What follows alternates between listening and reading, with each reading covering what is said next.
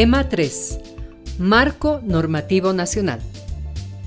El Marco Normativo Nacional del Sistema Penal Adolescente está conformado por la Constitución Política del Estado Plurinacional de Bolivia, incluyendo el bloque de constitucionalidad, el Código Niña, Niño y Adolescente, la Ley Orgánica del Ministerio Público, el Código de Procedimiento Penal, la Ley del Servicio Plurinacional de Defensa Pública y el Reglamento del Código Niña, Niño y Adolescente, entre otras.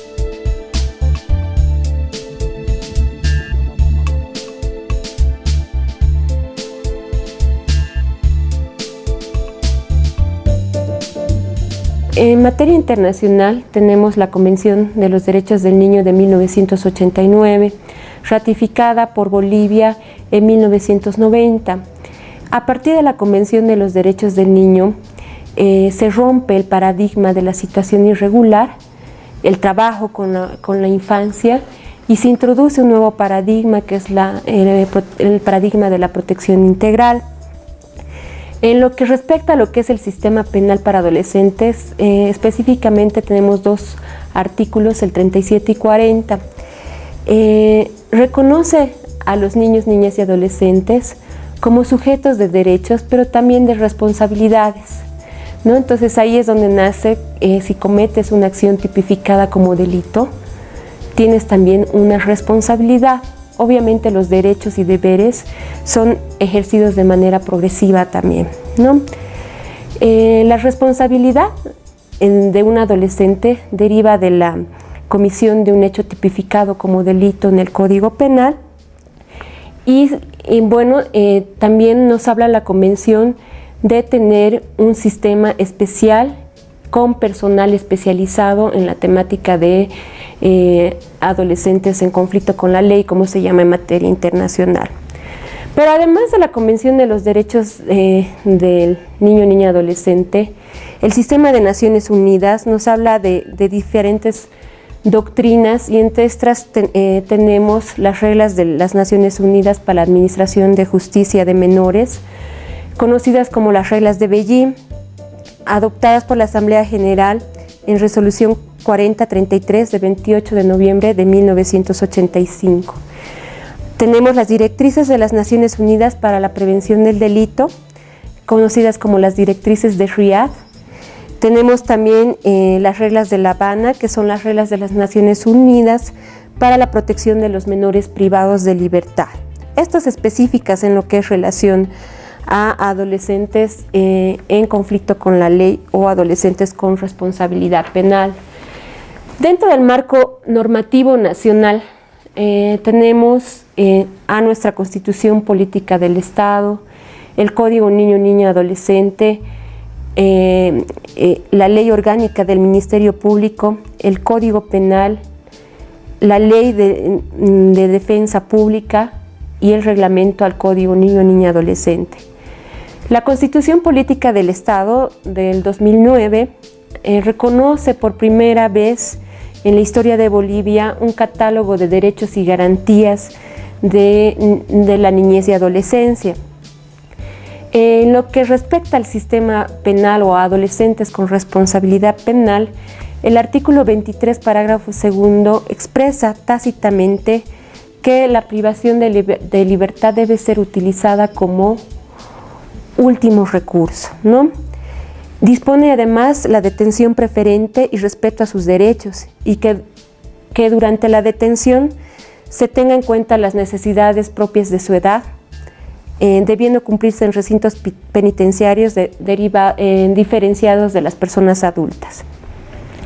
En este contexto se produce una pertinente adecuación a la normativa nacional y de ahí deriva lo que es nuestra Ley 548, el Código Niño, Niña y Adolescente, ¿no? Que tiene por objetivo reconocer, desarrollar y regular el ejercicio de los derechos de los niños, niñas y adolescentes.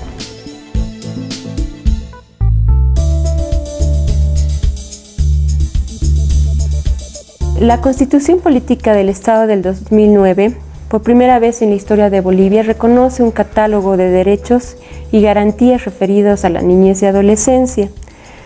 El artículo 23, parágrafo segundo, determina en forma tácita la excepcionalidad de la privación de libertad, dispone la atención preferente y respeto a sus derechos y garantías, y que durante la detención se tenga en cuenta las necesidades propias a su edad, debiendo cumplirse además en recintos penitenciarios diferenciados de las personas adultas. En este contexto se trabaja en la adecuación a la normativa nacional y se promulga el nuevo Código Niño Niña Adolescente el 2014, el 17 de julio de 2014.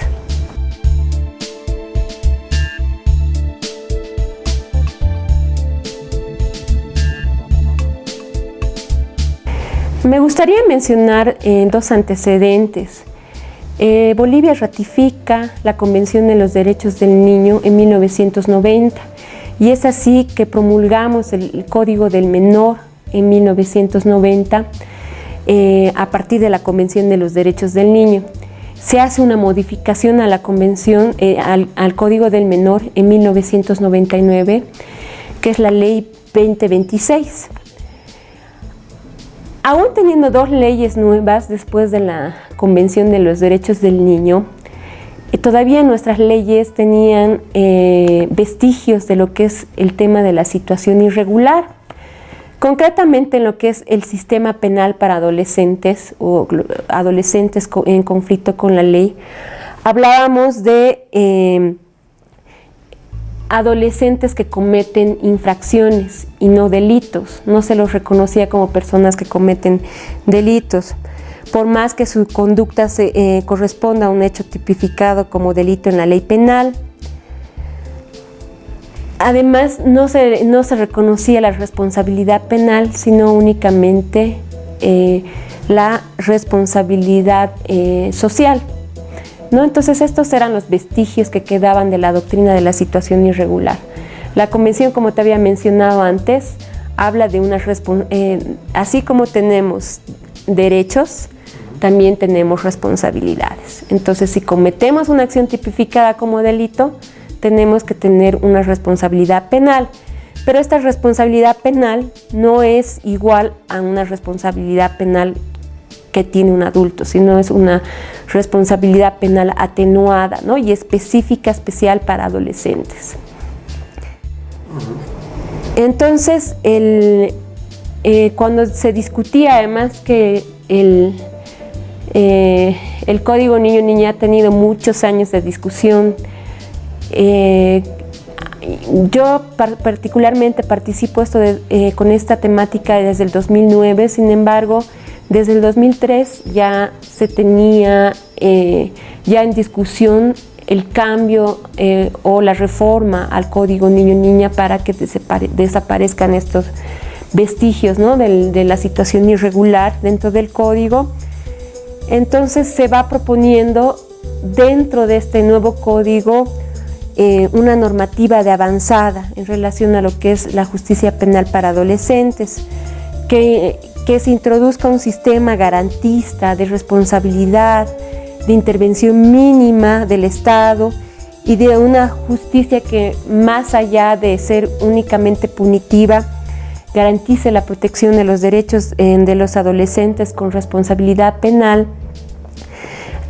Plantea la aplicación de una justicia restaurativa, trabajando en la responsabilización del adolescente respecto al delito cometido, la reparación del daño a la víctima y su reintegración a la sociedad. Entonces, se introduce dentro del Código Niño-Niña Adolescente todo lo que es el enfoque de justicia restaurativa, la aplicación de mecanismos de justicia restaurativa y también en su reglamento, ¿no?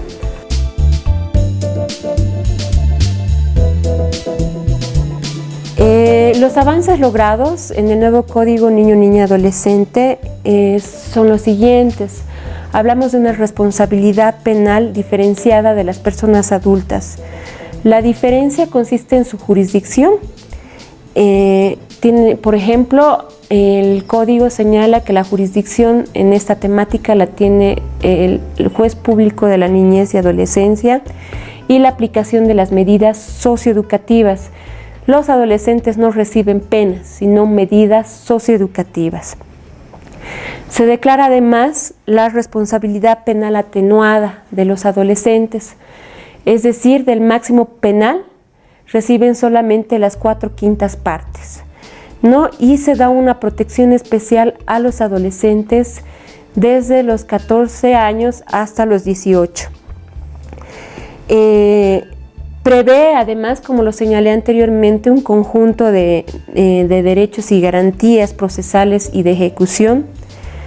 Establece con precisión cuál es el procedimiento especial al que serán sometidos para su juzgamiento.